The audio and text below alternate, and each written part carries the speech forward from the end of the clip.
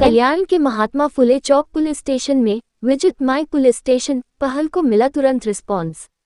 नागरिकों ने हमेशा पुलिस से सहयोग की उम्मीद जताई है।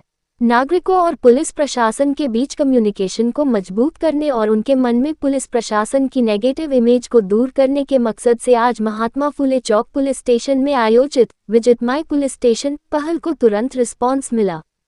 इसमें कई पब्लिक रिप्रेजेंटेटिव, आम नागरिक, स्कूल के छात्र और महिलाओं ने बड़ी संख्या में हिस्सा लिया। ये पहल Maharashtra state legal services authority, Thane district authority, Thane police commissionerate, global care foundation और नेशनल सर्विस स्कीम ने मिलकर आयोजित की थी। पुलिस कमिश्नर आशुतोष डुम्बरे के कॉन्सेप्ट पर ठाणे शहर के सभी पुलिस स्टेशनों में ये पहल लागू की गई। नागरिकों के बीच पुलिस के बारे में बेवजह का डर दूर करने, पुलिस के काम करने के तरीके समझाने और अलग अलग कानूनी जागरूकता पैदा करने के मकसद से आयोजित इस प्रोग्राम में हर उम्र के नागरिक, सामाजिक संगठनों के प्रतिनिधि, स्कूल और कॉलेज के छात्र और महिलाओं समेत जाने माने नागरिक काफी संख्या में मौजूद थे। उन सभी ने महात्मा फुले पुलिस स्टेशन के हर डिपार्टमेंट का दौरा किया और संबंधित अधिकारियों से उनके काम करने के तरीके को समझा।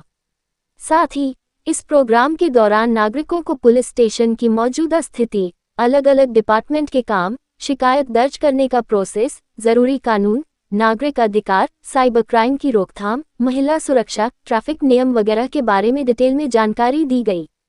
मौजूद नागरिकों ने सीनियर पुलिस अधिकारियों से सीधे बातचीत भी की और गाइडेंस लिया। वहां मौजूद महिलाओं ने उम्मीद जताई कि पुलिस न सिर्फ आज के लिए इस पहल को लागू करेगी, बल्कि आम नागरिकों के साथ भी इसी तरह का बर्ताव करती रहेगी। साथ ही आज हम पहली बार पुलिस स्टेशन आए हैं और पुलिस के बारे में जो नेगेटिव इमेज बनी है वह बिल्कुल वैसी नहीं है, बल्कि रियल लाइफ और रियल लाइफ में बहुत बड़ा अंतर होता है, लॉ की स्टूडेंट प्राची रोकड़े ने कहा। इस बारे में बात करते हुए महात्मा फुले पुलिस स्टेशन के सीनियर पुलिस इंस्पेक्टर B.S. परदेशी ने कहा कि इस पहल में हमारा मुख्य मकसद नागरिकों और पुलिस के बीच भरोसा बढ़ाना है।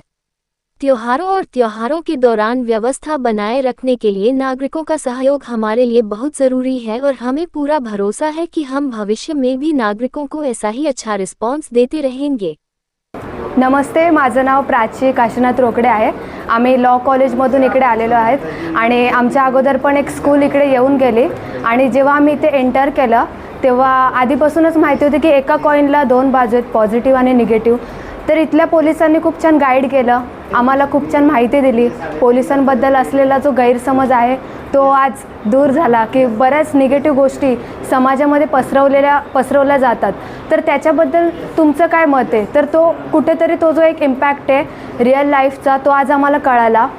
त्याच्या व्यतिरिक्त कितीतरी वेगवेगळ्या माहिती आहेत, जसं पासपोर्टबद्दल आहे, काय आहे, बऱ्याच खूप डिटेल्स जे असतात ना ते आत्तापर्यंत आम्हाला माहीत नव्हते आणि मी तरी फर्स्ट टाइम व्हिजिट केले पोलीस स्टेशनला।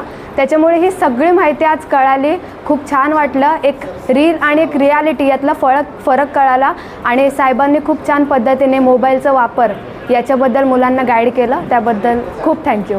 चा जो कार्यक्रम आहे तो माननीय CP sir, global care foundation आणि यांच्या संयुक्त विद्यमाने सरांच्या संकल्पनेतून आजचा दिवस साजरा करण्यात येत आहे। याच्या अंतर्गत आम्ही आमच्या हद्दीतील शिक्षक, विद्यार्थी, सीनियर सिटीजन, यूथ,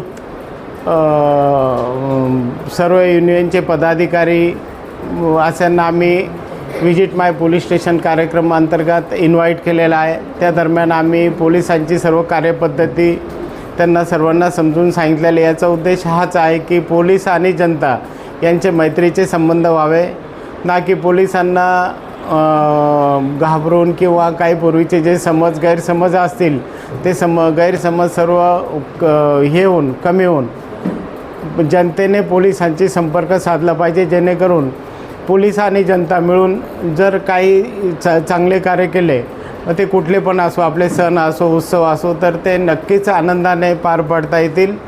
याकरिता आजचा हा विजिट माय पोलीस स्टेशन हा कार्यक्रम मान्य CP सरांच्या संकल्पनेतून साजरा करण्यात आला आहे। नागरिकांनी या उपक्रमाचं नक्कीच स्वागत केलं आहे आणि त्यांच्यावर एक अपेक्षा अशी त्यांनी व्यक्त केली की हा उपक्रम असला नसला तरी एरवीसुद्धा जेव्हा आम्ही कधी येऊ तेव्हासुद्धा पोलिसांकडून आम्हाला अशा प्रकारे सहकार्य मिळालं तर नक्की नक्की. आज आम्ही पण खूप शेकडो आमच्याकडे नागरिक आले, विद्यार्थी आले, सिनियर सिटीजन आले, तर आमच्या भगिनी आल्या, तर त्यांना आम्ही हेच सांगितलेलं आहे की आपण आत्ताच नाही तर यापुढे केव्हाही आमचा संपर्क नंबर घ्या आणि कुठेही काही आपल्याला तसं आढळून आलं तर आम्हाला संपर्क करा.